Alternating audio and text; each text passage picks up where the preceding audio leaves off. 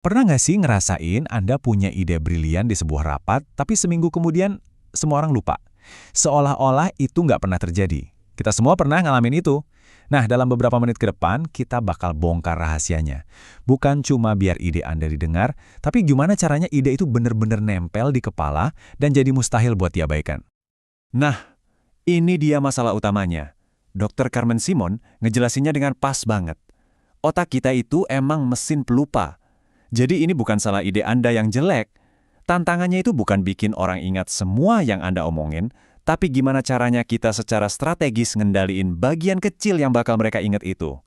Emangnya seberapa kecil? Penelitian nunjukin angka yang, jujur aja, lumayan bikin kaget. Cuma sekitar 10%. Coba dibayangin presentasi terakhir yang Anda buat. Itu artinya 90% dari semua kerja keras Anda bisa jadi udah nguap gitu aja. Pertanyaannya sekarang gimana caranya kita mastiin pesan paling penting kita masuk ke dalam 10% yang berharga itu? Dan inilah risikonya kalau kita biarin gitu aja. Kalau kita biarkan 10% itu kebentuk secara acak, ya sama aja kita buang-buang waktu, tenaga, bahkan kesempatan bisnis. Jadi misi kita jelas banget, kita harus berhenti berharap orang bakal ingat hal yang benar.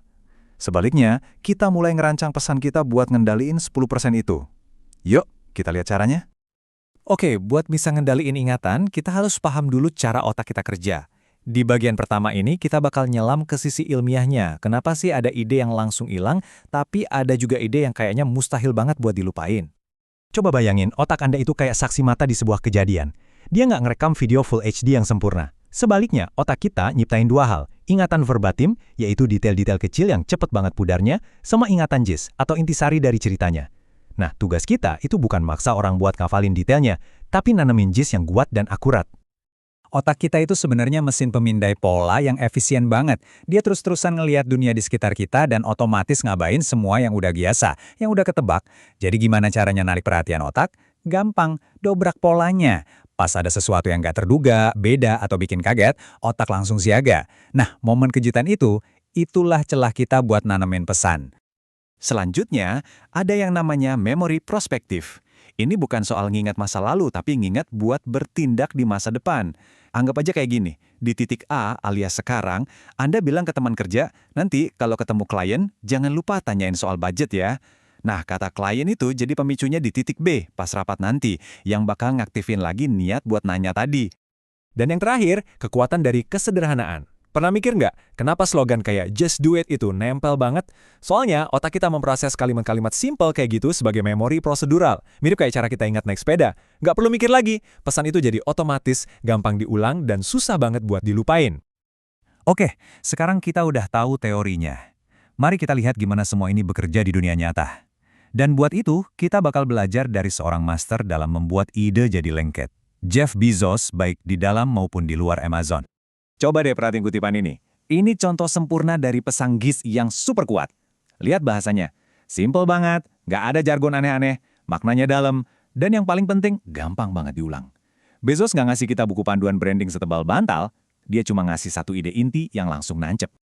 Dan komitmennya sama kesederhanaan ini tuh bukan cuma omong kosong loh. Lihat aja data dari surat-suratnya ke para pemegang saham. Dulu tahun 97, rata-rata kalimatnya 20 kata, setara tingkat bacaan anak kelas 10 SMA. 2 dekade kemudian, pas Amazon udah jauh lebih rumit, panjang kalimatnya justru turun jadi 16 kata, setara anak kelas 8 SMP. Dia sengaja bikin pesannya makin gampang dicerna, bukan malah makin ribet.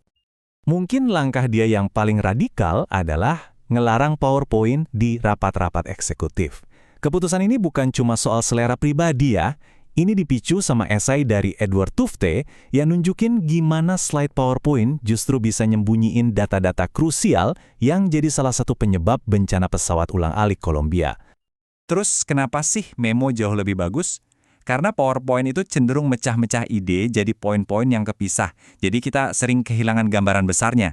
Sebaliknya, nulis memo dalam bentuk narasi itu maksa si penulis buat mikir lebih jernih, nyambungin sebab akibat, dan ngebangun argumen yang benar-benar utuh. Tuh kan, Bezos sendiri yang bilang, struktur naratif itu bukan cuma soal gaya penulisan. Itu adalah sebuah mekanisme buat kita bisa mikir lebih dalam dan dapat pemahaman bersama yang jauh lebih baik. Aturan tim 2 pizza ini adalah contoh sempurna dari mendobrak pola. Coba bayangin, Di dunia korporat yang udah biasa sama rapat gede yang lambat, aturan ini kedengaran aneh, spesifik, dan jadi gampang banget diingat. Ini bukan cuma soal ukuran tim, ini adalah filosofi yang dirancang buat menjaga kelincahan dan kecepatan inovasi. Mungkin salah satu proses paling unik di Amazon itu bekerja mundur. Bayangin deh, sebelum sebuah tim nulis satu baris kode pun, mereka harus nulis siaran pers sama daftar tanya jawab, seolah-olah produknya itu udah sukses besar. Yap, mereka mulai dari garis finish. Nah, disinilah semuanya jadi nyambung lagi sama sains yang tadi kita bahas. Proses ini tuh aplikasi nyata dari memori prospektif. Ingat kan titik A dan titik B? Dokumen siaran pers itu adalah titik B, visi kesuksesan di masa depan. Dan dokumen itu sendiri yang jadi pemicu di titik A, yang terus-terusan ngingetin dan nuntun setiap keputusan tim buat bisa nyampe ke sana. Oke, kita udah lihat sains di baliknya dan contoh dari seorang master. Sekarang, di bagian terakhir, mari kita ubah semua wawasan ini jadi panduan praktis yang bisa langsung Anda pakai. Biar ide-ide Anda juga mustahil buat diabaikan. Jadi, senjata paling ampuh yang Anda punya? Cerita. Sama kayak Memo Bezos, Anda bisa nyusun informasi pakai struktur 3 babak. Mulai dengan pengenalan, situasinya sekarang kayak gimana sih? Lanjut ke konfrontasi. Apa masalah atau tantangan yang kita hadapin? Terus tutup dengan resolusi, gimana solusi kita bisa bawa perubahan. Otak kita itu udah terprogram buat ingat cerita, bukan daftar fakta. Jadi ini dia rangkumannya. Pertama, kendalikan pesan just 10% Anda. Tentukan satu hal paling penting yang harus mereka ingat. Kedua, sederhanakan bahasa Anda, bikin jadi gampang diulang. Ketiga, dobrak polanya, lakuin sesuatu yang beda biar menonjol. Keempat, pakai struktur naratif, otak kita suka banget sama cerita. Dan kelima, bekerjalah mundur dari hasil akhir, definisikan kesuksesan dari awal. Pada akhirnya, intinya, cuma satu pertanyaan ini. Anda nggak bisa ngelawan cara kerja otak, tapi Anda bisa bekerja selaras dengannya.